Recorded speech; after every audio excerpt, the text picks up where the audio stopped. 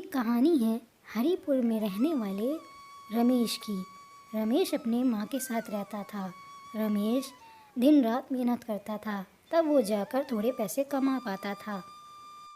माँ, मैं काम करने जा रहा हूँ। आते वक्त तुम्हारे लिए भी खाना लेकर आऊँगा, ठीक है? ठीक है बेटा, पर जल्दी आना। मैं कब से अकेली बैठी रहती हूँ, मेरे साथ तो कोई और भी नहीं है।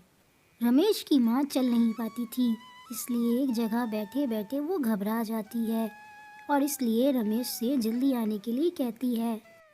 रमेश एक सेठ के यहाँ सीमेंट उठाने का काम करता है। वो सेठ बहुत लालची और बहुत ही खराब होता है।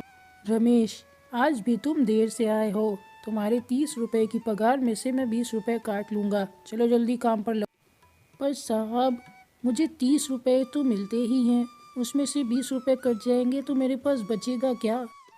रमेश, ये तुम्हें पहले सोचना चाहिए था। तुम रोज़ देर से आते हो, अब तो मैं तुम्हारी पगार रोज़ काटूंगा। रमेश बेचारा क्या करता, काम वो छोड़ नहीं सकता था क्योंकि उसके ऊपर उसकी माँ की भी जिम्मेदारी थी। वो काम पर लग जाता। रमेश भारी भारी सीमेंट की बोरियां लाकर बैलगाड़ी पर रखता है और उन्हें लेकर गांव के रास्ते से निकल जाता है। रमेश का ये रोज़ का काम था, इसलिए उसे ये काम करने में कोई भी परेशानी नहीं होती थी। सारी सीमेंट की बोरियां पहुंचाकर रमेश एक पेड़ के नीचे बैठ जाता है, जहां उसको उसका दोस्त भी मिलता है।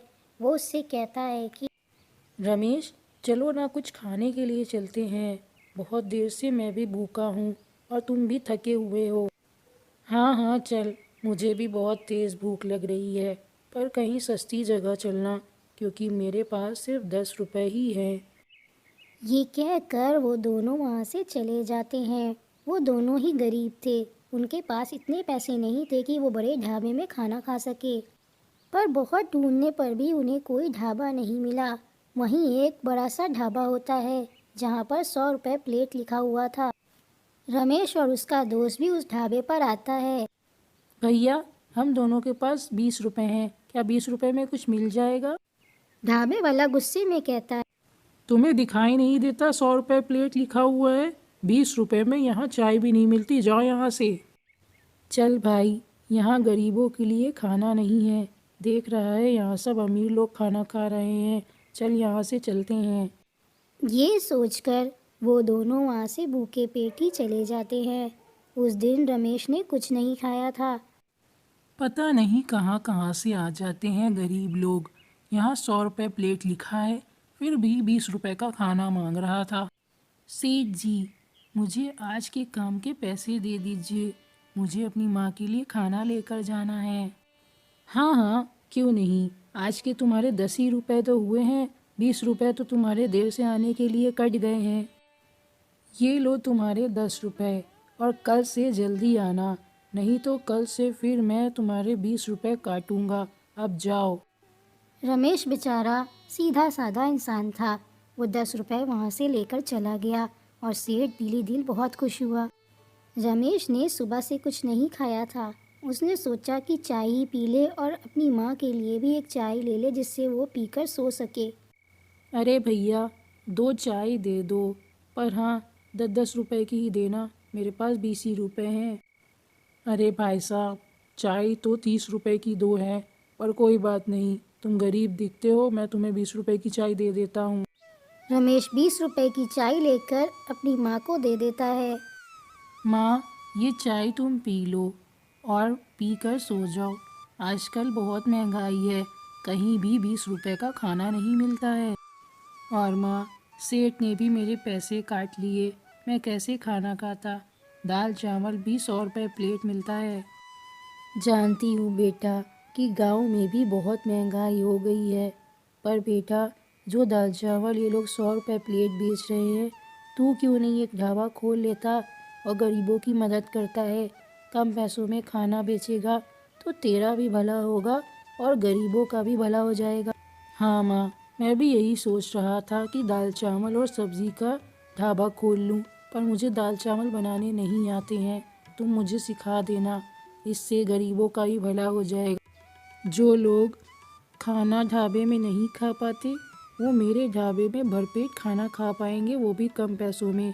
कल से ही मैं टाइम निकाल कर सीखूंगा।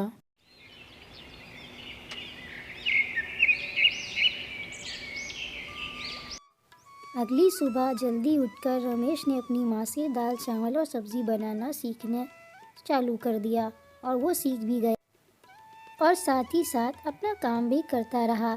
उसने सेठ के यहाँ काम करना नहीं छोड़ा, बल्कि वो अब जल्दी काम पर चला जाता था और दिन भर मेहनत से काम करता था और पैसे जमा करता था। रमेश के पास जब कुछ पैसे हो गए तो उसने सेठ से कह दिया था कि वो अब काम पे नहीं आएगा। सेठ जी, कल से मैं काम पर नहीं आऊँगा। वैसे भी आप मेरे पैसे काट लेते हैं, मुझे आपके यहाँ अब काम नहीं करना। ठीक है रमेश, तुझे जो करना है वो कर। मैं तो तुझे पैसे दे भी देता था, कहीं और तो तुझे इतने पैसे भी नहीं मिले। रमेश सेठ की बात का कोई भी जवाब नहीं देता है। वो चुपचाप वहाँ से चला जाता है। सेठ को बहुत गुस्सा आता है पर वो कुछ नहीं कहता।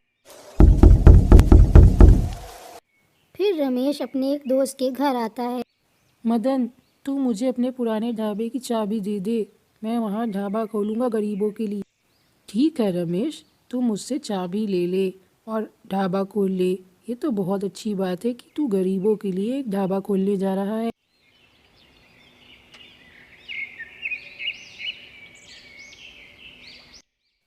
कुछ ही दिनों बाद रमेश ने एक बहुत अच्छा ढाबा खोल लिया था, जहाँ पर 5 रुपए में भरपेट खाना भी मिलता था। लोग रमेश की दुकान पर खाना खाने आते। जो भी गरीब कभी ढाबे पे खाना नहीं खाए थे वो सब लोग खाना खाने आते। अरे आओ आओ, मेरे ढाबे में सिर्फ 5 रुपए में पेट भर खाना मिलेगा, सब लोग खुशी से खाना खाओ। वाह वाह, भाभी आप भी आज खाना खाने आई हैं। चलिए बैठ जाइए, मैं आपको बहुत ही अच्छा खाना खिलाऊंगा। अरे रमेश भाई, तुम्हारे 5 रुपए के खाने की तो बात पूरे गांव में हो रही है, तो मैं कैसे तुम्हारे ढाबे में नहीं आती। कुछ दिन बाद रमेश मदन के घर आता है। अरे मदन, मैं तेरे किराए के पैसे देने आया हूँ। तूने मुझे किराए पे ढाबा दिया था ना। ये लो मदन, तुम्हारे 200 रुपये।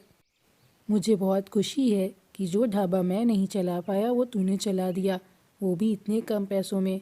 तेरे खाने की तो चर्चा हर कहीं है।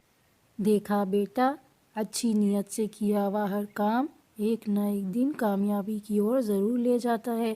तेरा ढाबा भी चल गया ना। हाँ माँ, मुझे बहुत खुशी है कि मैं गरीबों के लिए कुछ कर पाया। इतना सस्ता खाना रखा है कि कोई भी आकर आराम से मेरे ढाबे में खा सके। अरे सेठ जी, आप भी मेरे ढाबे में खाना खाने आए हैं ना। चलिए अच्छा है, बैठ जाइए, मैं आपके लिए खाना लगाता हूँ। रमेश, मुझे माफ़ कर दो, मैंने तुम्हें गलत समझा, पर तुम मेरा बहुत काम करते थे। अरे कोई बात नहीं सेठ जी, पुरानी बातें भूल जाइए। आपको अपनी गलती का एहसास है, मैंने भी आपको माफ़ कर दिया। अब रमेश के ढाबे में पहले से भी ज़्यादा भीड़ लगने लगी थी। अमीर गरीब सभी रमेश के ही ढाबे में खाना खाते थे, क्योंकि उसका खाना सस्ता तो होता था, बाकी वो बहुत साफ़ सफाई से खाना बनाता था। अब रमेश का ढाबा भी चल गया था। बाकी ढाबों में अब भीड़ नहीं लगती थी। अरे चलो भाई, यहाँ 100 रुपये में है, रमेश के ढाबे में 5 रुपये में ही खाना मिल जाता है। अब सभी लोग रमेश के ढाबे में ही खाना खाते थे, जिसकी वजह से रमेश का जीवन आसान हो गया था और वो अपनी माँ के साथ खुशी खुशी रहने लगा था।